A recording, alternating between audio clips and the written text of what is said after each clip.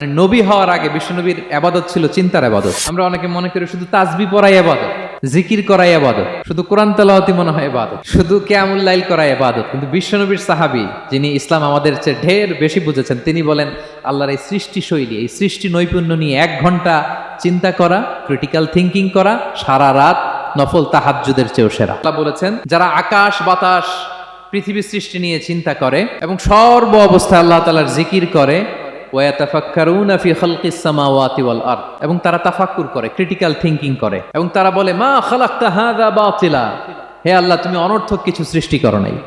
মনে রাখবেন এই পৃথিবীতে আল্লাহ তাআলা অনর্থক কোনো কিছু সৃষ্টি করে নাই, করেছে? যেটাই সৃষ্টি করেছে এটা এর মধ্যে মানব কল্যাণ আছে না নাই?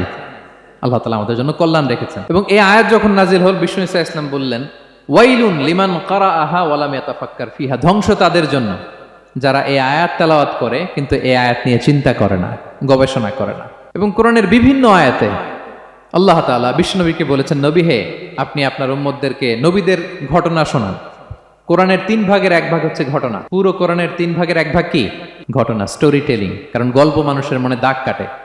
আল্লাহ তাআলা বলেছেন ফাকসুসিল কসাসা লাআল্লাহুম ইয়াতাফাক্কারুন, নবী হে আপনি তাদেরকে কিচ্ছা শোনান, ঘটনা শোনান, নবীদের কাহিনী শোনান, লাআল্লাহুম ইয়াতাফাক্কারুন, যাতে করে তারা ক্রিটিক্যাল থিঙ্কিং করে। তারা লূত আলাইহিস সালামের কওমের ঘটনা যখন শুনে যে আল্লাহ তাআলা আপসাইড ডাউন করে দিয়েছিলেন, তারা যখন কওমে আদের ঘটনা শুনে, কওমে সামুদের ঘটনা শুনে, তারা যেন চিন্তাশীল হয়। এবং বিশ্বনবীর সাহাবী আবু দারদা রাদিয়াল্লাহু তাআলা আনহু উনি বলতেন তাফাক্কুরু সাআতিন খায়রুন মিন কিয়ামিল লাইলা, 1 ঘন্টা কেউ যদি আল্লাহর সৃষ্টি নিয়ে চিন্তা করে সেটা সারা রাত তাহাজ্জুদের সালাত অফার করার চেয়ে উত্তম। আমরা অনেকে মনে করি শুধু তাসবিহ পড়াই ইবাদত, জিকির করাই ইবাদত, শুধু কোরআন তেলাওয়াতই মনে হয় ইবাদত, শুধু কিয়ামুল লাইল করাই ইবাদত। কিন্তু